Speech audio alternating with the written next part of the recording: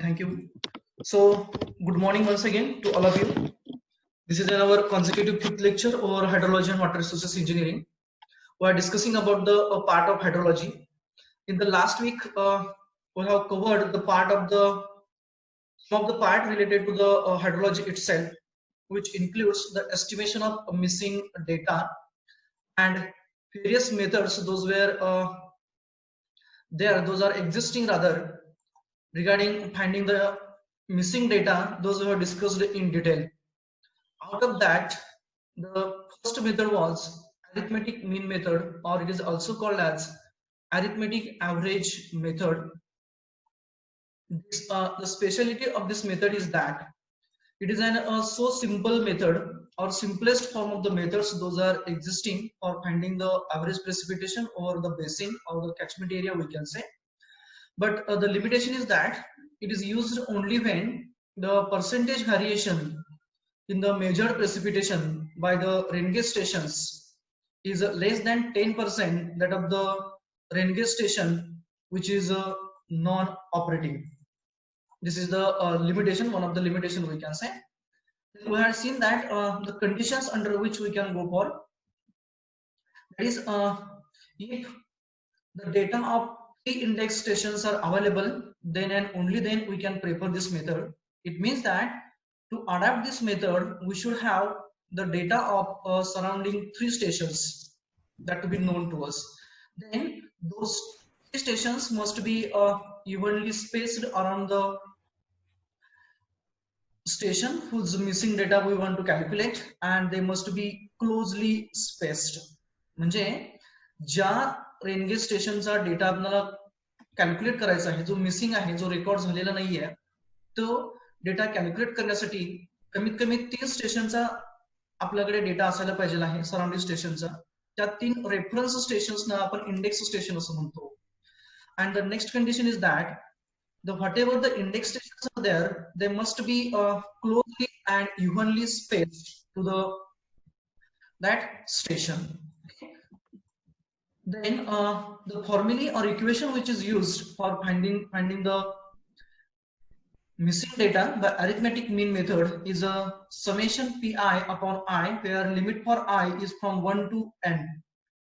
It means that if 3 index stations are there, in that case we can calculate, or we will be able to find out the average missing data of that station by summing up the rainfall record of 3 index stations. So I indicates the number of index stations. That was about the first method. We had seen the formulae and example also. The second method we had seen, that is the normal ratio method. We had seen that when to go for normal ratio method also. This method is used when the variation in the recorded rainfall data of the stations shows more than 10% variation than the station which is non-operating. म्हणजे ज्या वेळेस एखादं station बंद पडलेलं असणार आणि त्याच्या सराउंडिंगचे station सुरू असणार, परंतु रेकॉर्ड केलेला जो डेटा असणार आहे सराउंडिंग स्टेशन्सनी, त्या डेटामधलं जे व्हॅरिएशन असणार, मॅक्झिमम व्हॅरिएशन एखाद्या स्टेशनने रेकॉर्ड केलेल्या रेनफॉलचं, ते आपल्या ज्या स्टेशनचा रेनफॉल डेटा मिस झालेला आहे त्याच्या ऍव्हरेज अॅन्युअल प्रेसिपिटेशन पेक्षा जर का 10% व्हॅरिएशन असेल, जास्तीचं असेल, तर त्या केसमध्ये आपण नॉर्मल रेशो मेथड ही प्रेफर करतो. We have seen that for this also the conditions are the minimum 3 stations must be data of 3 index stations must be known to us. Those 3 stations must be evenly and closely spaced to that station. And the equation for that, it is a normalized ratio method. Means here we are dividing the precipitation or recorded precipitation or the recorded rainfall of a particular station by the average precipitation data of that station. It means that P1 by N1 indicates that the recorded rainfall of a station 1 divided by average annual rainfall or the average rainfall of the station 1.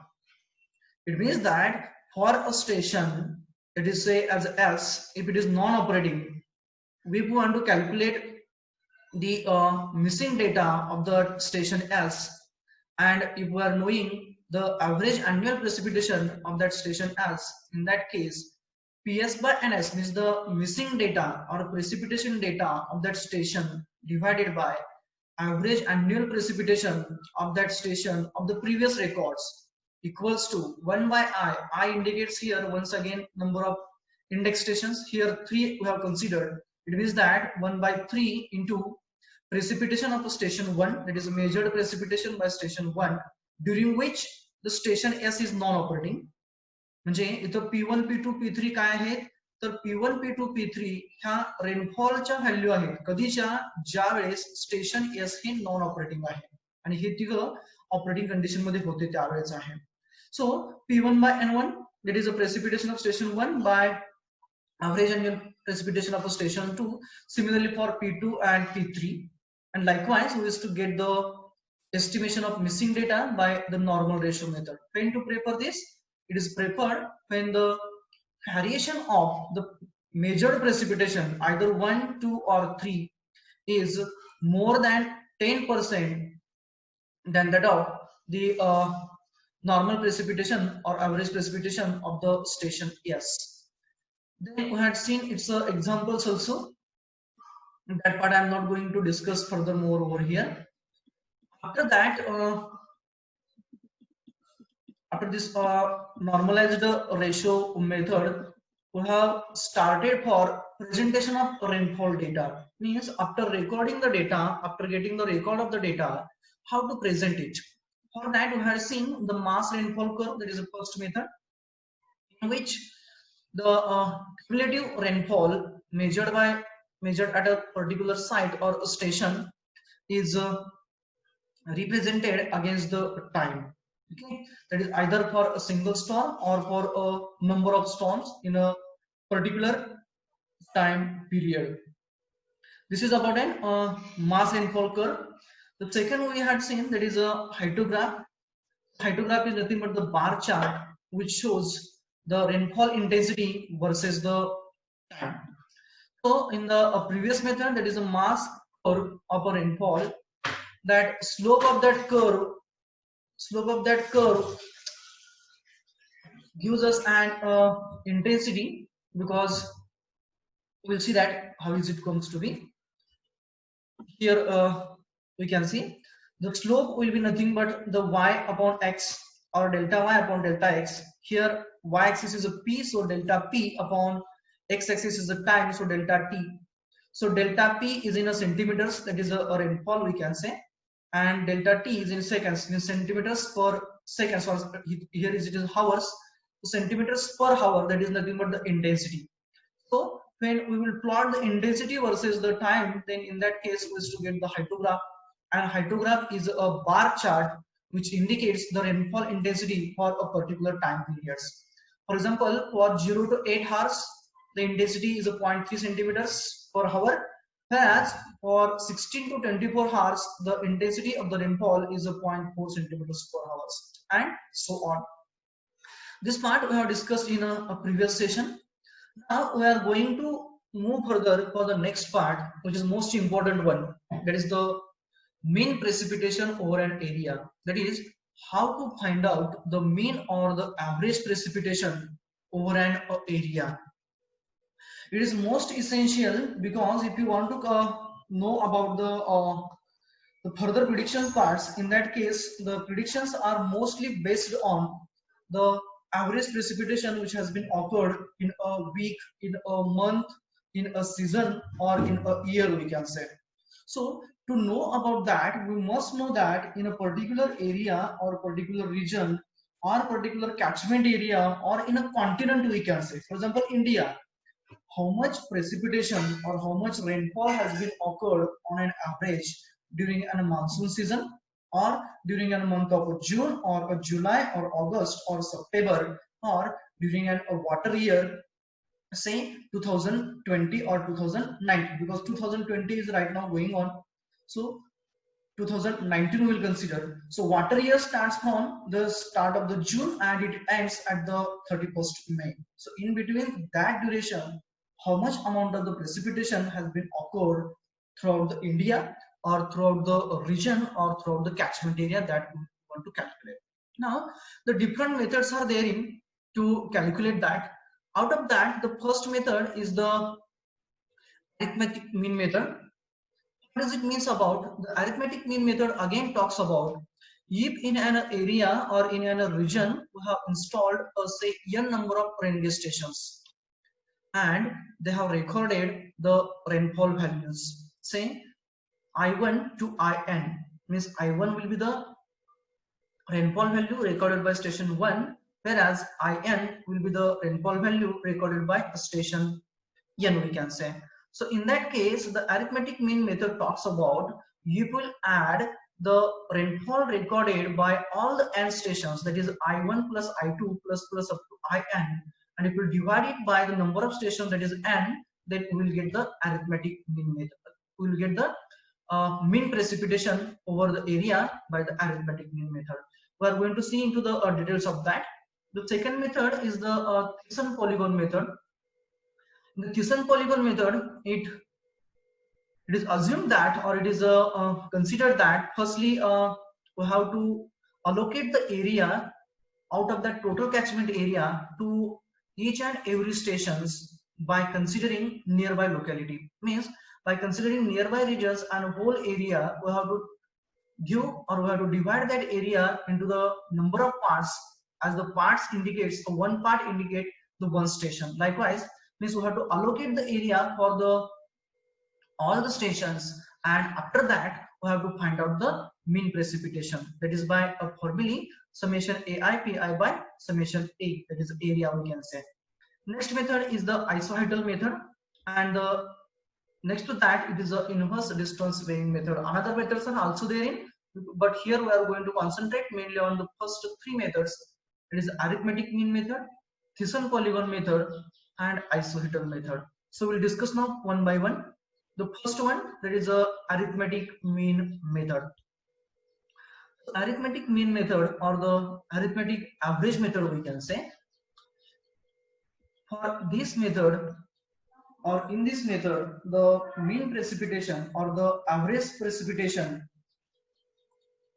is calculated by simply averaging the arithmetically various amounts of the rainfalls at the individual rain gauge stations in the area.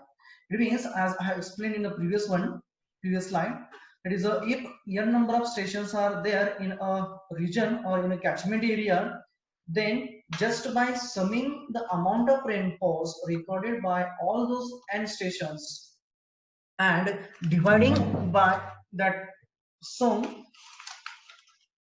by the n number of stations, that is n we can say, is to get the average precipitation or mean precipitation. Clear? So by this method we can say, now when to go for this method, it is preferred when the variation in the recorded precipitation is less. So as like in the previous sessions we have seen that for below 10% variation we have preferred the arithmetic average method for finding the missing data. Similarly, here also we can say that if the variation in the recorded rainfall, precipitation we are considering as a rainfall. So the variation in the recorded rainfall is less than 10%. In that case, we can, or it is less, then in that case we can refer the arithmetic mean method. So equation will be, or the formula rather will be, for finding the average precipitation by the arithmetic mean method is just a summation pi upon n, whereas pi indicates the summation of the precipitations or the rainfalls of I stations, and limit of the I is from 1 to n. It means that I will have the limit from 1 to the n, that is the total number of stations we can say. It means that P1 plus P2 plus P3 plus up to n divided by n. So whereas n indicates the total number of the stations those have been installed in a region or a area rather we can say, isn't it? So in the simplified form, if you want to go for, then we will have the equation. Suppose that this is a catchment area which is surrounded by, or which has been provided with the 3 stations, that is a 1, 2 and 3. So P1, P2 and P3. It is a station, rain gauge station 1, rain gauge station 2 and rain gauge station 3. So in this case, whatever the precipitation will be therein, that precipitation will be calculated as an average by arithmetic method as precipitation recorded by station 1 plus precipitation recorded by station 2 plus precipitation recorded by station 3 upon 3. So we will get the mean precipitation of that catchment area, or this area we can say. So this is about an arithmetic mean method. Now the next method, which is a important one we can say, and which is accurate than that of the previous method, because in a previous method we have just considered the total area over there, okay, and whatever the rainfall data which has been recorded by a particular station we have considered as it is. But in a Thyssen polygon method, we used to firstly allocate the area to each and every station, and then we used to go for the weighted mean, we can say. So weighted mean here, it is we used to we used to calculate the Thyssen weight firstly. What is that Thyssen weight and all those things we are going to discuss in details, and by multiplying that Thyssen weight to the precipitations and summing that, we used to get the precipitation, how it occurs and all those things we will discuss now. In this method, firstly the recorded rainfall at each station is given a weightage on the basis of the area enclosed or area closest to the stations. Means here in this method we firstly calculate the weightage, that is the weight we can say, by considering the area closest or close to the stations.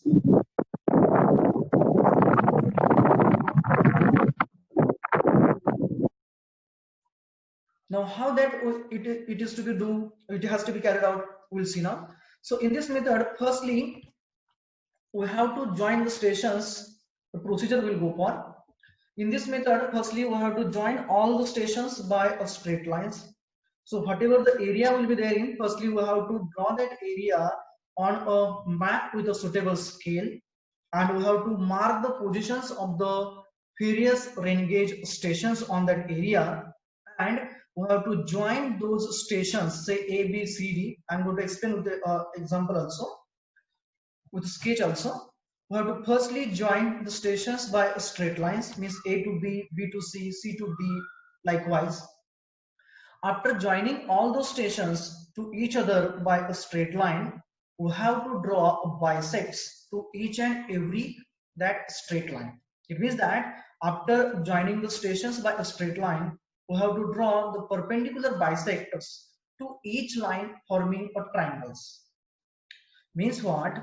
Firstly, by marking the area over a paper with the scale and marking the positions of the various stations, we have to join those stations by a straight line, and in the next step we have to draw a perpendicular bisectors rather, to those straight lines joining stations, so that there will be the formation of a triangles. How those triangles gets formed, we will see in the example itself.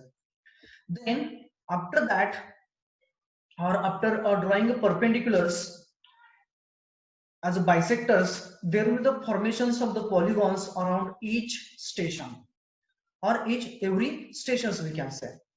So how it looks like, we will go with the example. Suppose that this is an area which is installed with 3 rain gauge stations, say A, B and C. Okay, so by firstly we have to mark, just a minute, so firstly we have to draw this area. Here I had an elliptical area I had considered as a standard one. Then I have marked the three stations A, B, and C here. This is the first method, that is first step, that is how to mark the position of the stations. In the next step, we have to join the stations by a straight line, means A to B now. Now we will see that here how it comes to be. This is A to B, then B to the, sorry, A to the C, and then B to the C. Means what we did, we have firstly drawn the area on the paper with a, say, some scale. Then we have marked the positions of the rain gauge stations, and we have joined those stations to each other. It is A to B, B to the C, and C to the A by a straight lines. Now the next step is that we have to draw the perpendicular bisectors to each of the line, or which each of the straight line. Means for line AB we have to draw a bisector, for line BC we have to draw a perpendicular bisector, and for a line AC also we have to draw a perpendicular bisector, so that there will be the formation of the triangles, isn't it? Now we'll see that how they is to get how it is to form the triangles and polygons. Firstly, I had drawn here and now the perpendicular bisector to the line AB. So firstly here I have drawn here. Now this is the upper boundary, we can say, that is catchment, and I have drawn it, and it has been continued up to the mid center point, we can say. Then for the line BC and AC we have to go for. Now for a line AC it has been drawn.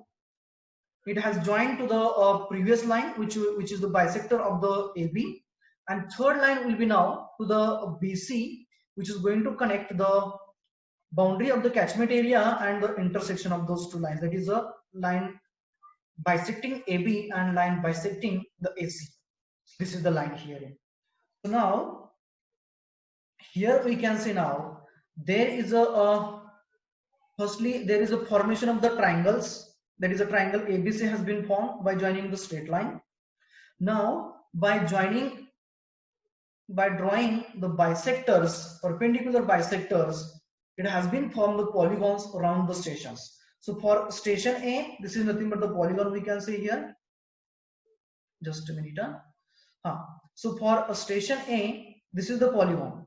Okay, so this will be the polygon. This is the boundaries, we can say. This is the boundary line. This is the boundary line for station A, and this is the upper boundary for station A. It means that for station A, we have allocated the particular area A here.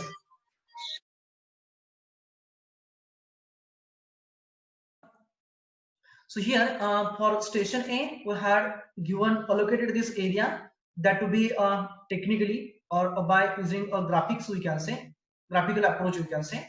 Similarly, now for station B also, this is an area surrounding the station B, and for station C, area enclosed by this line, and a lower boundary. So likewise, we have divided that area into three parts, and we have allocated, or we have given the particular allocation of the areas to each and every stations. Now by allocating this area, how to calculate the mean precipitation or average precipitation, we'll see that now. So now calculate the area of each polygon. That is the area of each polygon that is surrounding the station A, station B, and station C, either by a planimeter, that is using the instrument planimeter, or calculate it if the dimensions are provided. It means that if the dimensions are provided, in that case, by using the trigonometries, we can find out the area enclosed by each and every station.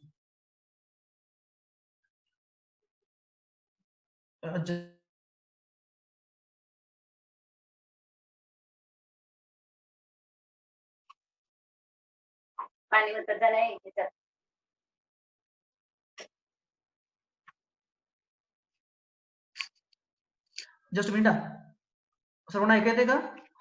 इथे सध्याला the area. So by using the planimeter, we have to measure the area of each and every polygon, or by given dimensions using the trigonometry, we can calculate the area. After calculating area of each and every station, that is a polygon of each and every station, multiply that surrounded area by the rainfall recorded by that station. Means suppose that for a station A we have an precipitation as a PA or rainfall as a PA, then multiply that precipitation by that surrounded area of station A, we can say. Means multiply area surrounded by each polygon by the recorded rainfall of that station. म्हणजे प्रत्येक polygon मधला area major केल्यानंतर ना प्रत्येक polygon मध्ये आपला एक station असणार आहे, रेनगे स्टेशन असणार आहे. त्या रेनगे स्टेशनने जे काही रेनफॉल रेकॉर्ड केलेला आहे, जो मेजर केलेला आहे, त्या रेनफॉलने त्या पॉलिगॉनच्या एरियाला मल्टिप्लाय करायचं आहे. This is the next step we can से.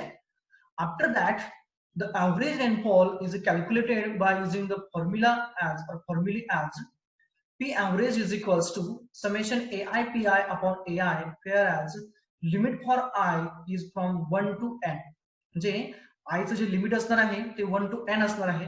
Here for the simplicity purpose I have considered the I as a 3, means 3 rainway stations I have considered, because A, B, C were 3 rainway stations which you have considered therein. So instead of considering A, B, C here, I have considered A1, A2 and A3. Okay, so summation AI PI is nothing but A1 into P1 plus A2 into P2 plus A3 into P3 divided by summation of the areas as A1 plus A2 plus A3. So A1 P1 plus A2 P2, here is A2 is therein, plus A3 P3 divided by A1 plus A2 plus A3. Here in the simplified form we can say the summation of the A1, A2, A3 as A, and the numerator will be area of a polygon surrounding the station A into the precipitation of a station A plus area of a polygon surrounding the station B into precipitation of a station B or station 2 we can say, plus area of a station C in the previous sketch we can say, into the precipitation of a station 3 or a station C. This is the method or methodology which is adapted for finding the mean precipitation by the Thiessen polygon method. Okay, so after simplification of herein we will come to know that A1 will be get divided by A, A2 will be get divided by A, and A3 will be get divided by A. It means that the small areas of each and every polygon surrounding the particular station is getting divided by the total area of that catchment, isn't it? So that A1 by A or A2 by A or A3 by A or AN by A we can say is nothing but the Thiessen weight. So it is termed as the Thiessen weight, which is nothing but the ratio of area of a particular station we can say or a particular polygon to the whole area of the catchment, and that ratio is considered as an W. So I have considered herein, that is because for the ith station we can say, and this is nothing but the Thiessen weight. And if Thiessen weights are given to us, means in some of the examples it may happen that there is to give us a Thiessen weight for each and every station. It means that in those cases it is not required to go for finding the area of each and every station. So in those cases directly we have to multiply that Thiessen weight by the recorded precipitation of each and every station. How it comes to be now? So P average, in case the Thiessen weight is given to us, then it will be summation Wi into Pi. It means that A1 into P1, A2 into P2, A3 into P3 divided by A. Rather than that, just we have to multiply the precipitations of all the rain gauges by the Thiessen weight of each and every station, and we have to add them. It means that W1 into P1 plus W2 into P2 plus W3 into P3 up to Wn into Pn will be there, and we will get the average precipitation for that particular catchment area or particular region we can say by this Thiessen polygon method. Is it clear now? I think so. It is clear to all. Now we'll go for the numericals over. Okay, so by this way we will be able to see, we will be able to calculate the mean precipitation over an catchment area if the Thiessen weights are given to us, and if the Thiessen weights are not given but the areas are given to us. Okay. Now we'll go for the next part, that is the examples. So Thiessen polygons constructed for a network of 10 rain gauges in a river basin. They yielded, means they have recorded, we can say, they yielded a Thiessen weights of 0.1, then 0.16, then 0.12, then 0.09, then 0.08, 0.07, 0.11, 0.06 and 0.1. If the rainfalls recorded at these gauges during a cyclonic storm are 132, 114, 162, 138, 207, 156, 135, 158, 168 and 150 millimeters respectively. Determine the average precipitation, average depth of rainfall by Thiessen mean method and arithmetic mean method. Also determine the volume of surface runoff at the basin outlet if 35% of the rainfall is lost as infiltration. Take area of the basin as 580 square kilometers. Okay, so I will go for in detail what they had given us. Side by side, you continue the writing part. The Thiessen polygon has been constructed for a particular rain gauge network for the 10 rain gauges for the river basin, and the Thiessen weights for every stations are given to us. For first station it is 0.1, for second station it is 0.16, for third it is 0.12, for fourth it is 0.11, for fifth it is 0.09, for sixth station it is a 0.08, for eighth station it is 0.07, for then 0.011, 0.06 and for the last station it is a 0.1. Okay, those are the magnitudes of the Thiessen weights, we can say, for each and every station. And after that, the rainfall recorded by every gauge, rain gauge rather we can say, is given to us. That is for first one it is 132 millimeters, second rain gauge 114 millimeter, third 162, fourth 138, fifth 207, sixth 156, seventh 135, 8th 158, 9th 168 and the last rain gauge has recorded 150 millimeters. Okay, if this is the data, then it has been asked to calculate the average depth of rainfall. Average depth of rainfall means mean precipitation depth has been asked by Thiessen.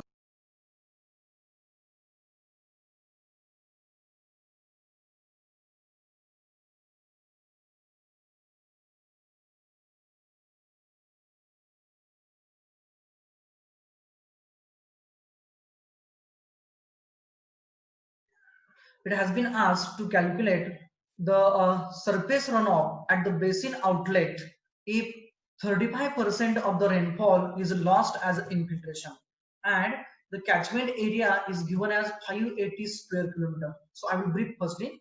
Area of the catchment is a 580 square kilometer. Sorry.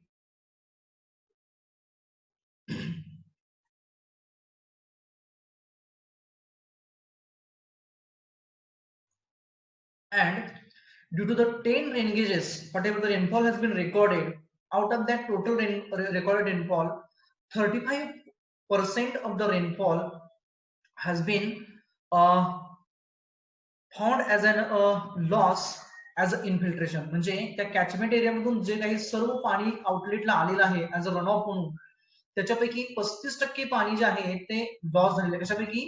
Total rainfall पैकी, म्हणजे पडलेल्या पावसापैकी 35% पाणी ते जर का इन्फिल्ट्रेशनने loss झालेलं असेल, तर त्या कॅचमेंटच्या आउटलेटला, म्हणजे बरोबर ओढ्याच्या ठिकाणी आपण म्हणूया, किती रन ऑफ किंवा किती व्हॉल्यूम जनरेट झालं असेल, that is asked to calculate.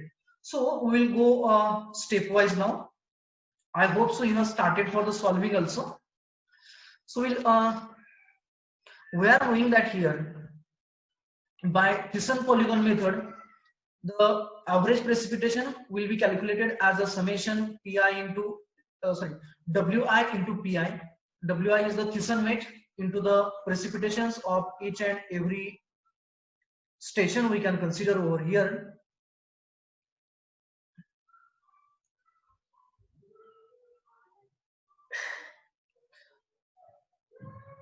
Now is it audible? Is it clear to all? आवाज सर्वांना येतो का क्लिअरली म्हणून? नाही sir, sometimes it breaks. Okay, it is breaking, na? Just a minute. Yes. Just a minute.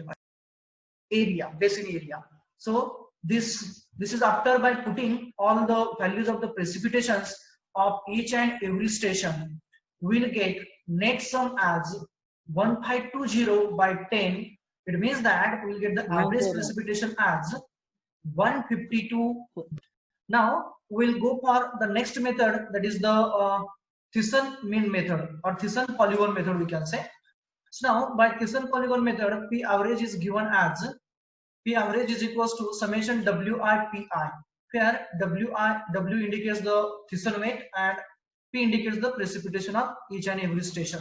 So here will be the sum of W1 P1 plus W2 P2 plus W3 P3 plus W4 P4, then W5 P5 plus W6 P6 plus W7 into P7 plus W7 into P8 plus W9 into P9 plus W10 into P10.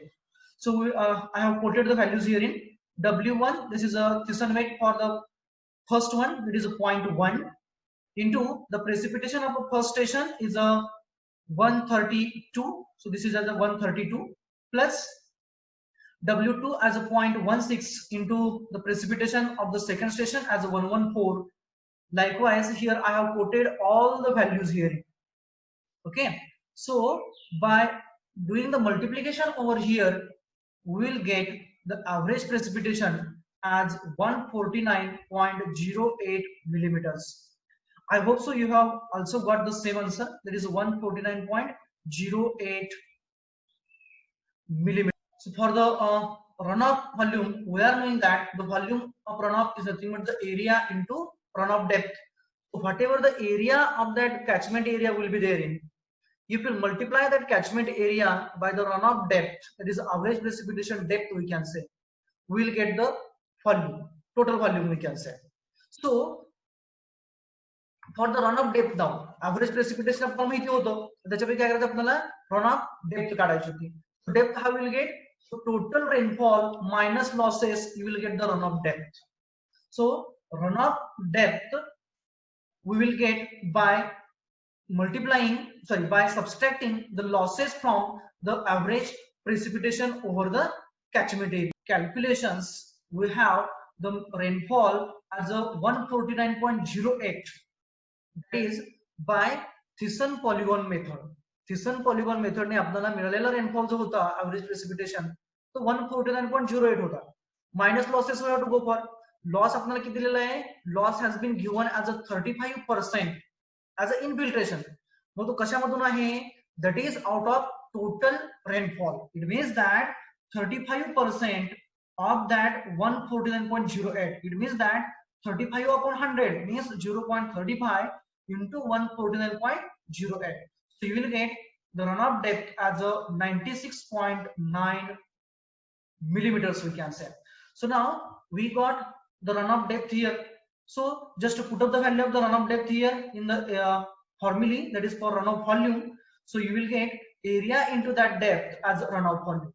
So runoff volume is equals to area is given as a 580 square kilometers.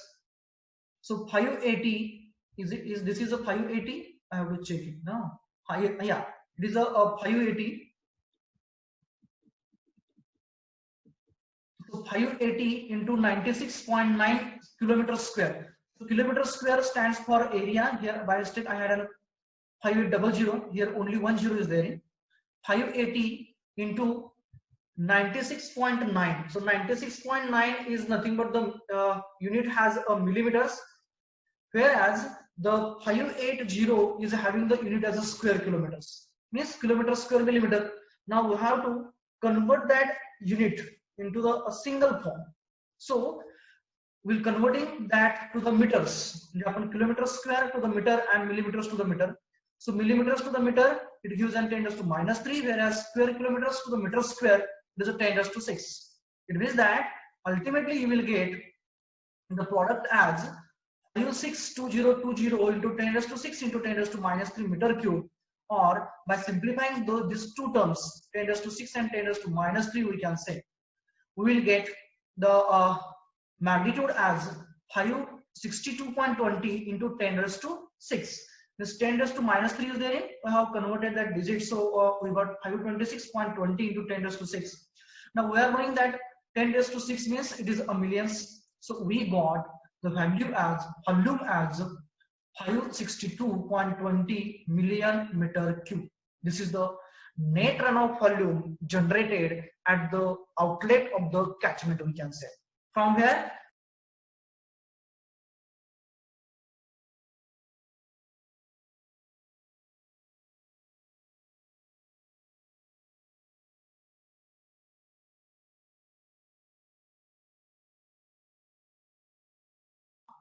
so we have calculated now the magnitude of the average precipitation by both the methods, that is by arithmetic mean method, that is a 152 millimeter. Then Thiessen method, Thiessen polygon method, we have 149.08 millimeters, and we have calculated the runoff volume also by considering the loss as 35%. Okay, so this is about the finding the precipitation here. Okay, so now we'll go for the next example. The area as shown below is a square of sides 10 kilometer. The annual precipitation at those stations is shown in the figure. Determine the average precipitation by the Thiessen polygon method. Okay, so here the area is given as a square whose sides are 10 kilometer and stations are A, B, C, D and E. So 5 stations are there. At this corner station A is there, at this corner station B, at this corner station C, at this corner station D, and exactly at the center station E is there. And those rainfall which has been recorded by those stations as 56 centimeters for station A, then 50 centimeters for station B, 57 for station E, 70 centimeters for station C, and 59 centimeters for station D. And it has been asked to calculate the average precipitation by the Thiessen polygon method. Now here the weights are not given. It means that firstly it will be required to calculate the weights of each and every station. So we'll follow the standard methodology over here, that is how to calculate and all those things. So stepwise we'll go for. We are knowing that the first method includes joining each and every stations by a straight line. It means we have to join A to the B, B to the C, C to the D, D to the E, so and A to the E to the A to the D, then A to the E, E to the D, E to the B, and E to the C. Now we'll see how that, this is the sketch I have shown over here. So I have joined station A to the B by line AB, then B to the C by line BC, C to the D by line CD, and then A to the D by line AB. Similarly, I have joined the station A to the E by line AE, then E to the C by EC, B to the E by BE and E to the D by DE line. So this is the first method, that is we have to join each and every station by a straight lines, isn't it? Afterwards, the next procedure or next step says us that whatever the lines those we have drawn to join each and every station as straight lines, we have to bisect those straight lines. We have to draw perpendicular to those lines from their centers. So you will draw a bisector for the line sorry, for the line AB we can say. Then FG will be the bisector for both the lines, that is for AB and for line BC. म्हणजे आपण काय केलं तर इथं सुरुवातीला आपण A ते B जोडला, B ते C जोडला, C ते D आणि D ते A जोडला. त्यानंतर मी काय केलं, स्टेशन E राहिला, मग स्टेशन E सुद्धा आपण जोडून घेतला, कुणाला A La, B La, C ला आणि D ला. स्मॉल लाईन जे दिसतात थिकनेसला, त्या लाईन्स काय इंडिकेट करतात, तर सेंट्रल स्टेशनला आपण कॉर्नरचे स्टेशन जोडलेले आहे आणि साइडच्या ज्या थिक लाईन आहेत A टू B एक्सेट्रा, त्या एक्सटर्नल स्टेशन्सना कनेक्टिंग लाईन्स आहेत. आता पुढची स्टेप काय आहे, तर ज्या स्ट्रेट लाईन्स आपण काढल्या त्या स्ट्रेट लाईन्सला आपल्याला बायसेक्टर्स काढायचे असतात, म्हणजे ते जेणेकरून दोन इक्वल पार्ट्स मध्ये डिवाइड होतील आणि ते त्या लाईन्स परपेंडिक्युलर असायला पाहिजे. म्हणजे काय केलं आपण आता, AB आणि DG जर DC जर का आपण बायसेक्ट करायचं म्हटलं परपेंडिक्युलर नाही, हा स्क्वेअर आहे, त्याच्यामुळे काय होणार, ह्या दोघांच्या सेंटर पॉइंटला जोडणारी स्ट्रेट लाईन एकच असणार. म्हणजे AB चा मिड पॉइंट F असणार, CD चा मिड पॉइंट G असणार आणि त्या दोघांना ही परपेंडिक्युलर लाईन बरोबर बायसेक्ट करा. Okay. Similarly for AD and BC, AD आणि BC ला आपल्याला बायसेक्ट करायचं आहे या स्ट्रेट लाईनला. मग तिला जर का आपण जोड बायसेक्ट केला तर ते बरोबर HI ही स्ट्रेट लाईन असणार आणि ती ऑब्विसली E पासून E मधून पास होणार. तर पुढे कोण राहिलं, तर पुढचे जे स्टेशन होते म्हणजे कुठला, A टू E होता आपण जोडलेला, त्यानंतर ना B टू E होता, E टू C आहे आणि E टू D आहे. या लाईन्सला सुद्धा काय करायचं आपल्याला, we have to bisect them by a perpendicular line. मग जर का आपल्याला त्या दोघांना जर का बायसेक्ट करायचं असेल तर इथं मी केलेलं आहे बघा. म्हणजे पहिला कोणाला केलं मी, AE ला बायसेक्ट केलं परपेंडिक्युलर लाईन, मग ती कुठे गेली, बरोबर H आणि F ला जॉईन होणार, कारण हा स्क्वेअर असल्यामुळे बरोबर या दोन स्टेशन्सला म्हणजे ह्या दोन मिड पॉइंट्सला, म्हणजे AB चा मिड पॉइंट F आहे आणि AD चा मिड पॉइंट H आहे, ह्या दोघांना जर का आपण जोडलं तर ती जोडणारी लाईन ही बरोबर तुमचा AE ह्या लाईनला सेंटर पॉइंट मध्ये बायसेक्ट करणार, सॉरी सेंटर पॉइंट मध्ये तिला कट करणार, तिथं तिचा अँगल 90 डिग्री असणार आणि हा अँगल 90 डिग्री असून हा पोर्शन A टू हा पोर्शन आणि E टू हा पोर्शन हे दोन इक्वल पार्ट असणार. Clear. Similarly for line BE, FI is a bisector. For line EC, IG is a bisector and for line ED, GH is a bisector. म्हणजे आपण काय केलं, सुरुवातीला एक्सटर्नल स्टेशन्स स्ट्रेट लाईनने जोडले, त्यानंतर ना जे सेंटरचं स्टेशन होतं ते सर्वच्या सर्व ऍडजस्टंट स्टेशनला जोडून घेतलं, म्हणजे कुणाला, A ला जोडला, B ला जोडला, C ला जोडला आणि D ला जोडला. Afterwards we have drawn the perpendicular bisectors for each and every straight line.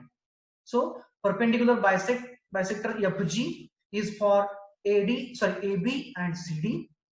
Then perpendicular bisector HI is for line BC and AD, and perpendicular bisector for line HF is a AE we can say. Likewise आपण सर्वांना bisect केलं.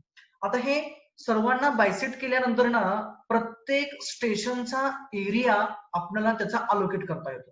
म्हणजे काय, जर का आपण central station E बघितलं, you will observe to the central station E, then we are finding that it has been surrounded by the 4 triangles here. So A5 is a triangle, it is a EHF, then A6, A8 and A7. Means for a station E, it has been surrounded by the 4 stations, 4 triangles or polygons we can say A5, A6, A7 and A8. It means that the surrounding area for the station E is HFIG. Whereas for station A, the surrounding station area will be A1, that is the area of a triangle AFH. For station B, it is a BFI. For station C, it will be CIG. And for station D, it is a A4, that is a DHG. This is the methodology to divide the given area into the number of areas so that the area for each and every station will be divided. Now we will summarize that how areas we have calculated. The total area is 100 square kilometer. Sorry, 100 square kilometer because it is a square of a side 10 kilometer. So area of a square will be square of the side. That is a 10 into 10. That is 100 square kilometer. Then here we will find that by a geometry or by looking towards the geometry which formed over here in area A1 is equals to A2 is equals to A3 is equals to A4 because HF is equals to FI is equals to IG is equals to GH. It means that A1 and A5 will be same. A2, A6, A3, A8, A7, A4 will be having the same area. म्हणजेच जर का आपण area AHFE बघितला तर याच्यामध्ये हा एक आपला रेक्टँगल तयार झाला. याची डायमेन्शन काय असणार 5x5 असणार म्हणजे 25 square kilometres will be the area of this polygon AHEF we can say. And त्यानंतर ना that area has been divided into two equal parts, that is A1 and A5, that is triangle AFH and triangle FEH. So that 25 will be divided into two parts, it is a 12.5 we can say. Similarly, for all the areas A2, A6, A3, A8 and A7, A4, it means that A1 will be equals to A5 equals to A6 is equals to A2 is equals to A3 is equals to A8 is equals to A7 is equals to A4 is equals to 100 square kilometers. Isn't it? I have quoted here in A1 is equals to A2 is equals to A3, A4, A5, A6, A7, A8. Why is it so? Because by geometry we are finding here in each and every square has been divided into two equal parts. Firstly, whole square has been divided into two parts by a single line DB we can say, then into the 4 parts and likewise into the 8 equal parts. Then area of each one will be 100 by 8, that is a 12.5, or by 100 hundreds 1/4 we can say for this square it will be 25 and 25 by 2 as a 12.5. That is for each and every triangle we can say area will be 12.5 square kilometers. Now the area of station A will be A1, B will be A2, C will be A3, D will be A4, and area of station E will be summation of A5, A6, A7 and A8, that is equals to 50 square kilometers. एकाचा 12.5 आहे म्हणजे इथे किती झाले आपले 1 2 3 4. So 12.5 into 4 you will get the 50 square kilometer area for the station E. Now by knowing that we have to find out now the average precipitation. So we are knowing that average precipitation by Thiessen polygon method is given as summation AIPI upon summation AI. Now AI means area of a station 1, station I, into PI means area of a station I we can say.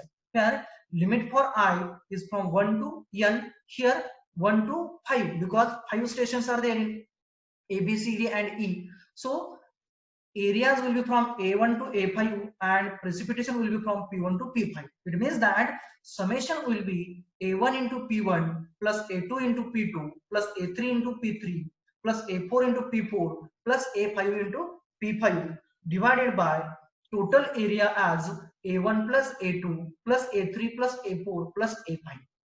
Now that is area A1 into its precipitation as a 56 over here, the 56 plus area A2 into its precipitation as a 50. By mistake I had 56 here, 50 plus area A3 into its precipitation as a 70, then area A4 into 59 and area A5 into 57 divided by summation of all the areas. Okay. Here also by mistake I have copied only a 56 number, but I did the calculations at the last. So by putting the values of the areas, A1 as a 12.5, A2 as a 12.5, A3 as a 12.5, A4 as a 12.5, and A5, that is it's a 50. Here it has to be a 50.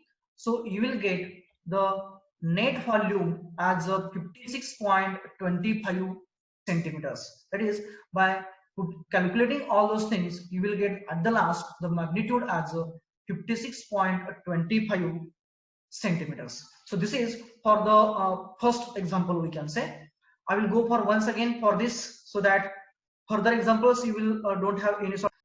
Here the condition is that the figure below shows the typical layout of a catchment area ABCDF. So ABCDF is the catchment area with 6 rain gauge stations established in R, A, B, C, D, E and F. A, B, C, D, E and F. 6 rain gauge stations are installed in this catchment area as shown in figure. Precipitation observed at 6 stations in July 2010 as follows. That is for A it is a 46, for B it is a 56, for C it is a 76, for D it is 80, for E it is a 70, and for F it is a 60 centimeters respectively. Find the average precipitation over the catchment during July 2010 by Thiesen's polygon method, and it was asked for 8 marks in May 13. See how to go for.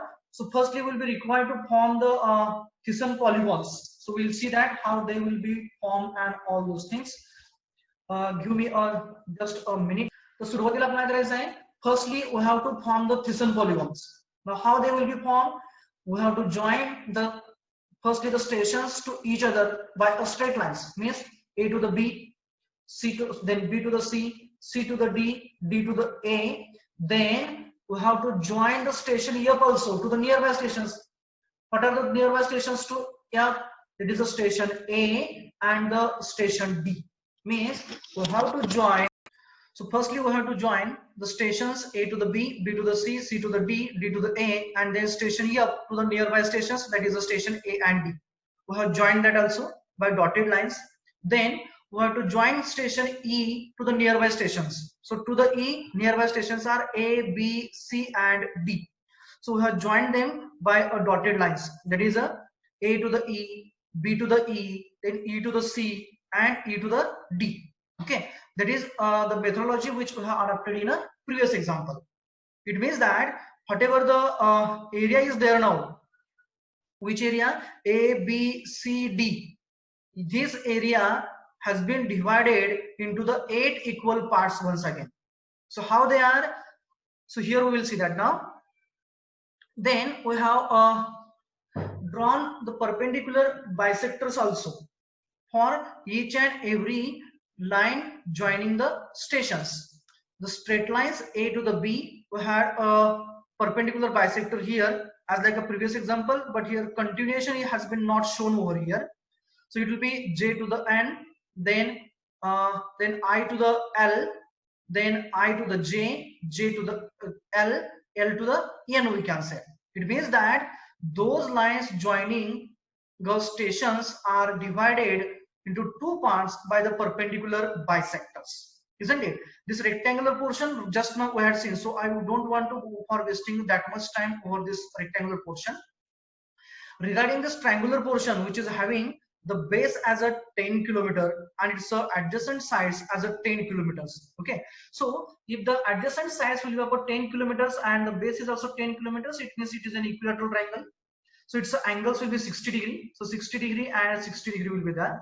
So for finding the area of this, we'll be required to find out the height.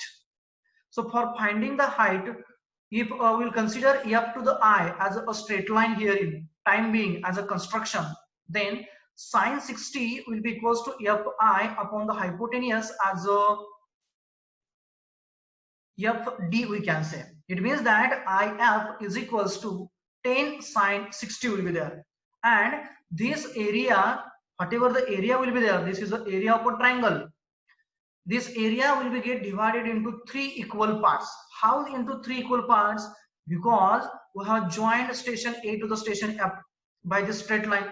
Then we have joined the station F to the station D by this straight line, and station A to the D by this straight line AD.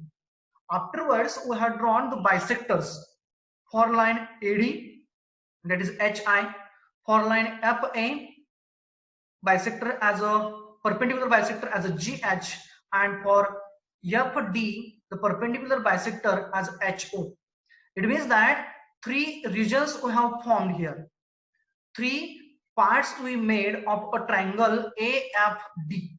And those 3 parts will be of the same dimensions because all the 3 bisectors are going to join at a single point H. And as the property of the equilateral triangle, if you will draw the bisectors, perpendicular bisectors for each and every line, then in that case it will result into the formation of 3 equal triangles of a same dimensions, or 3 equal polygons we can say of equal dimension. Means polygon AIGH, then FGHO and HIDO will be of a equal dimension, and their area will be area of a whole triangle AFD upon area upon 3 will be there, because it has been divided into 3.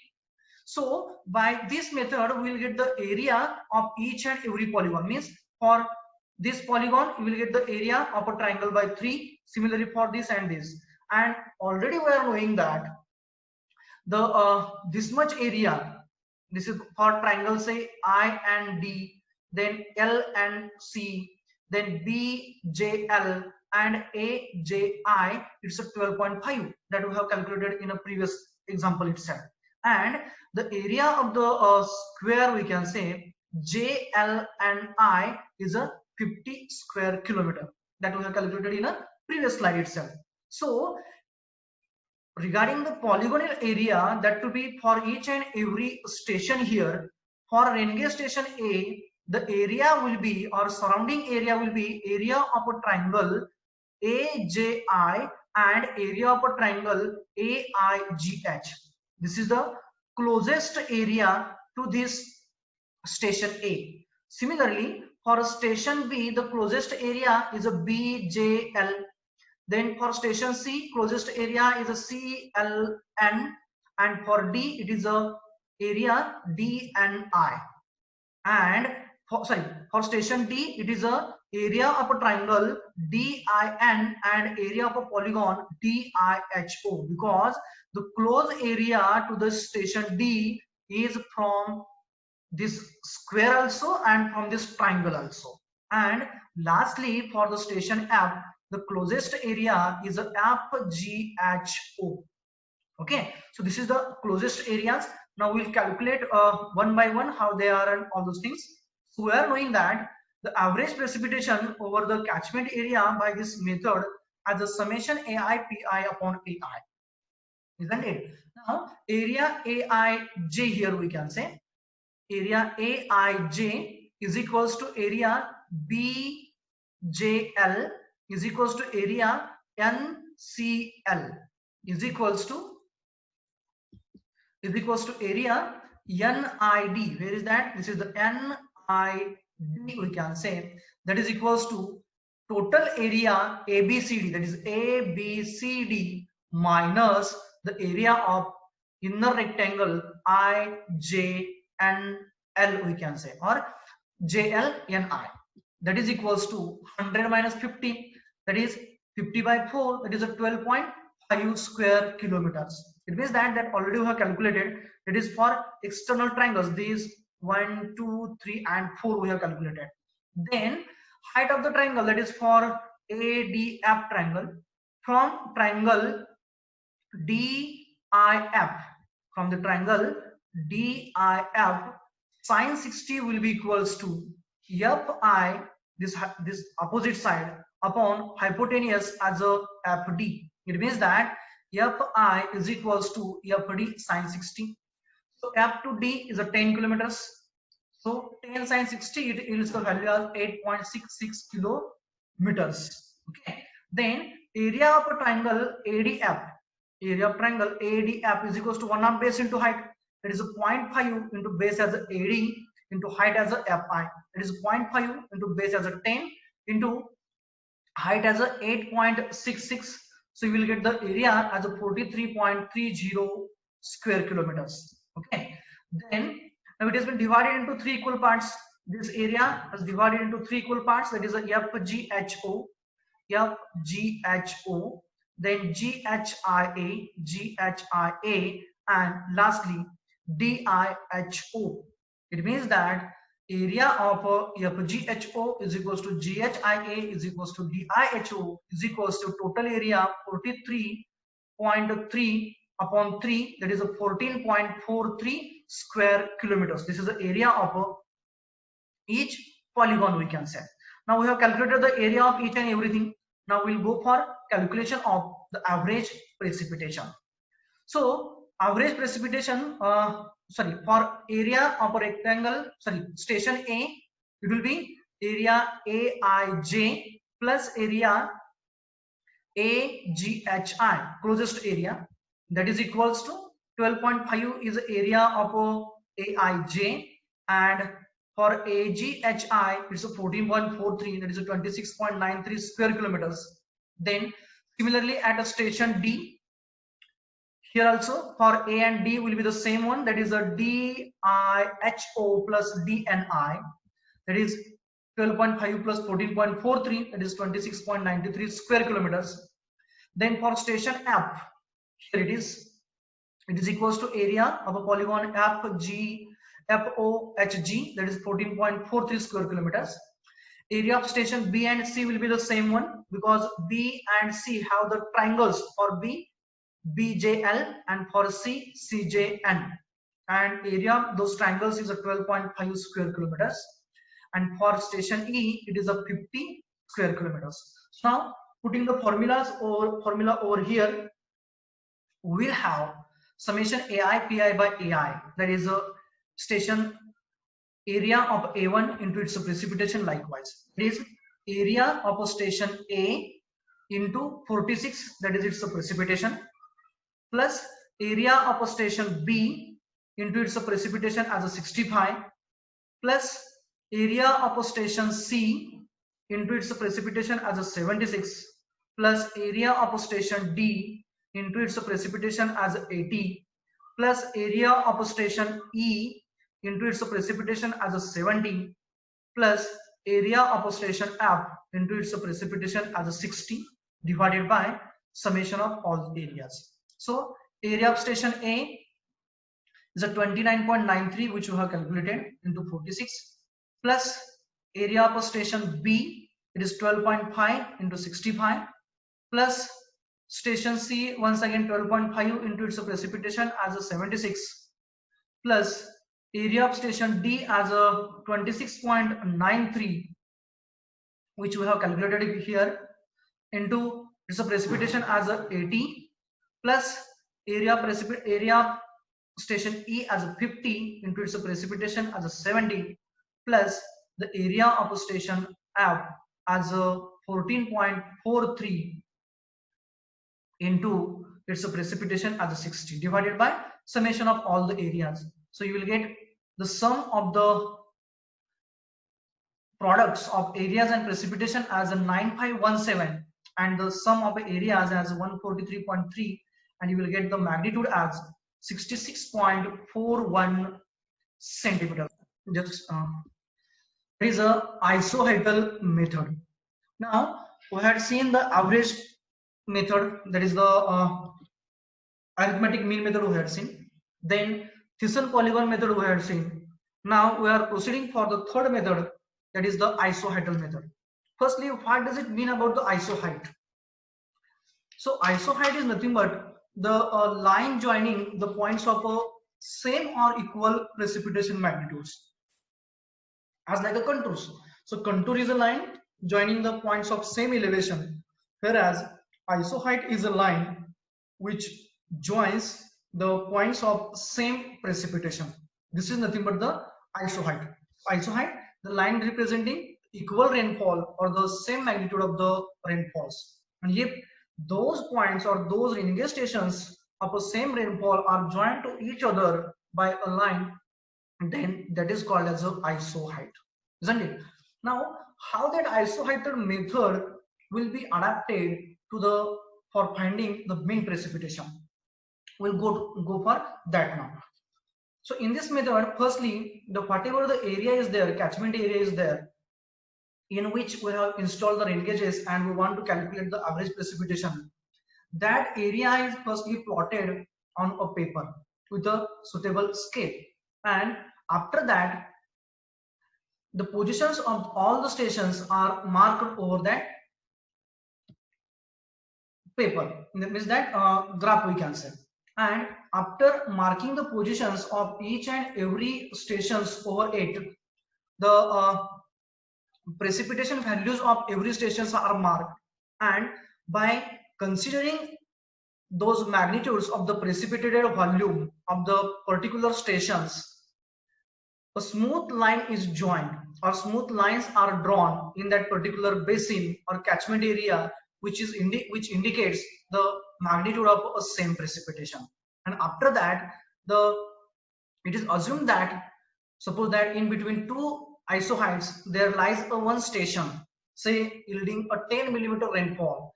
It is assumed that the 10 millimeter rainfall in that two isoheights is equally distributed. We will see that how is it to be. The procedure talks about, firstly, the catchment area is drawn with a suitable scale and positions of rain gauges are marked over it. Then recorded values of a precipitation by every station are marked at those stations. सुरुवातीला आपण area draw केला, त्या एरियावरती नंतर ना rain gauge स्टेशनच्या positions mark केल्या आणि त्या प्रत्येक पोझिशनच्या ठिकाणी त्या रेनगेजने रेकॉर्ड केलेल्या रेनफॉलची व्हॅल्यू आपण मार्क केली.